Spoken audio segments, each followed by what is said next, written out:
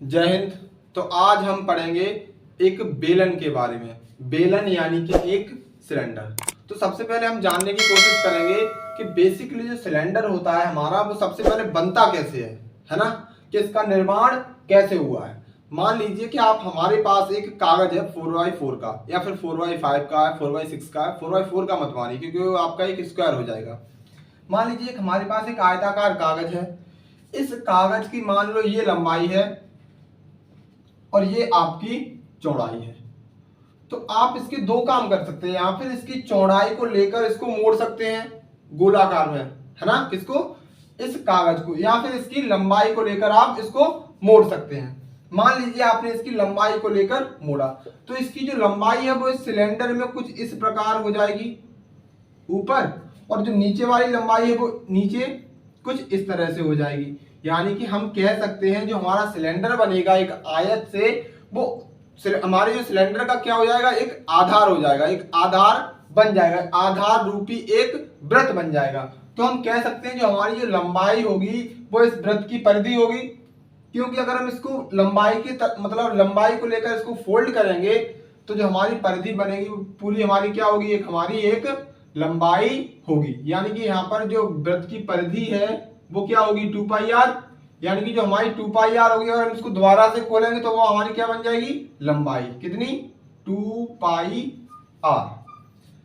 ऐसे ही इस नीचे वाले बेलन की बनेगी, क्योंकि जो हमारा आयत होता है उसके आमने सामने की भुजाएं कैसी होती हैं, बराबर। अगर ये वाली लंबाई है तो हमारी नीचे वाली भुजा लंबाई होगी, और दोनों कैसी होंगी, आपस में बराबर होंगी। तो ये भी कहलाएगी हमारी 2πr।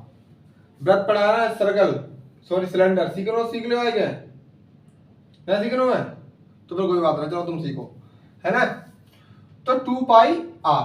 तो सबसे पहले हमने ये आपको क्यों बताया, क्योंकि इस वीडियो में हम तीन चीजें डिस्कस करेंगे। सबसे पहले curve surface area of a cylinder, फिर total surface area of a cylinder, फिर आपका बताएंगे हम वॉल्यूम, मतलब वक्र पृष्ठ और संपूर्ण पृष्ठ और आयतन।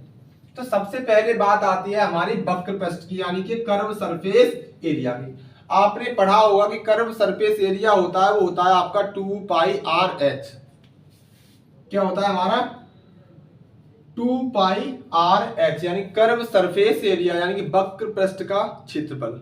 परंतु हम आपको बताएंगे कि 2πrh ही क्यों होता है। तो मान लीजिए हमने इस सिलेंडर को यहाँ पे एक आयताकार से सिलेंडर बना लिया, परंतु आपको पता है कोई भी क्षेत्रफल हो, सिलेंडर का क्षेत्रफल हो या कोई भी आकृति, उसका अगर हमें क्षेत्रफल निकालना हो तो उसका फॉर्मूला होता है लंबाई गुणा चौड़ाई। अगर वापस से अगर हम इस सिलेंडर को खोलेंगे तो जो चौड़ाई है वो यहाँ पर क्या है, हाइट है। यहाँ पर क्या, इस बेलन में एक हमारी हाइट है। अगर हम इसको दोबारा से खोलेंगे, जो चौड़ाई है हमारी क्या बन जाएगी, हमारी यहाँ पे हाइट, यानी कि h। अगर हम आपसे पूछें कि इस रेक्टेंगल का एरिया क्या होगा, क्या होगा, इस रेक्टेंगल का एरिया होगा, तो आप बताओगे लंबाई गुणा चौड़ाई। तो हमारी जो लंबाई है वो कितनी है, 2πr, क्या, 2πr, और चौड़ाई क्या है हमारी, h। तो इस तरह से हमारे इसका जो फॉर्मूला बनेगा हमारा 2πrh। तो यहां से हमने एक फॉर्मूला को प्रूफ कर दिया। अब बात आती है हमारे टोटल सरफेस एरिया, यानी कि संपूर्ण वक्र पृष्ठ। तो एक बात और हम बता दें, कर्व सरफेस एरिया ये एरिया होता है, यहां से लेके ये वाला, ये और ये। अगर हम बात करें यहां पर टोटल सरफेस एरिया की, किसकी, टोटल सरफेस एरिया की, तो टोटल सरफेस एरिया क्या होगा, कर्व सरफेस एरिया प्लस दोनों वृत्त जो एरिया बना रहे हैं उन दोनों का योग, वही तो करेगा। अरे मान लो हम आपसे बोले हैं कि इसको संपूर्ण पृष्ठ, वक्र पृष्ठ को क्षेत्रफल निकाल लो। संपूर्ण को मतलब क्या हो, अंदर, और प्लस ये दोनों वृत्त कितनी जगह घेर रहे हैं, है ना, तो वही को हम बोलेंगे क्या, टोटल सरफेस एरिया।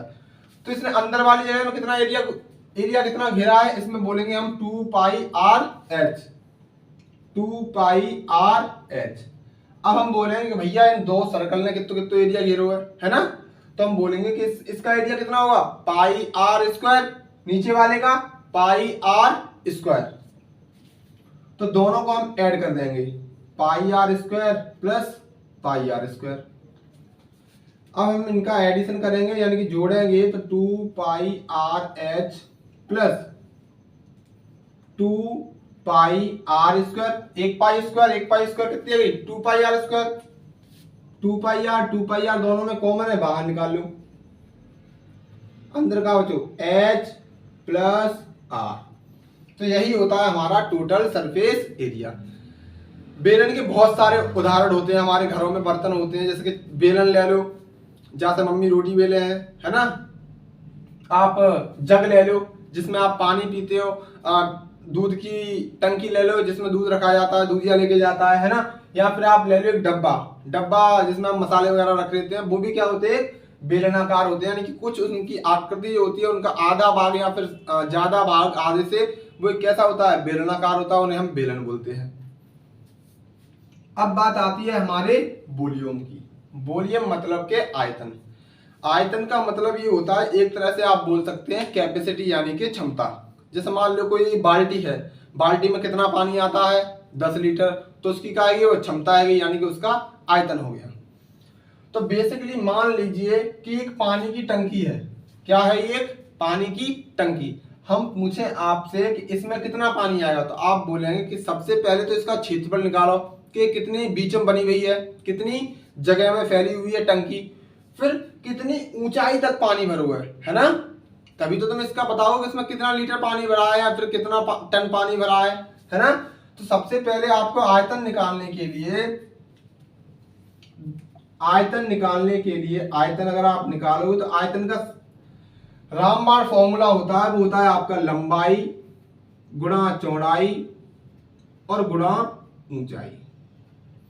आपको पता है लंबाई गुणा चौड़ाई किसका फॉर्मूला होता है? वो होता है आपका क्षेत्रफल का। अगर हम बात यहाँ पे किस क्षेत्रफल की कर रहे हैं? यहाँ पर वृत्त की। तो वृत्त का क्षेत्रफल क्या होता है आपका?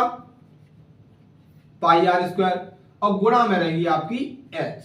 तो इसी तरह से आपका आयतन का फॉर्मूला हो जाता है पाई आर स्क्वायर एच। बेलन को समझना बहुत आसान है, फॉर्मूला आपको याद करने की जरूरत नहीं। अगर आप बेहद इसको मतलब ध्यान से समझेंगे तो आपको तीनों के तीनों फॉर्मूला आपको आसानी से याद हो जाएंगे।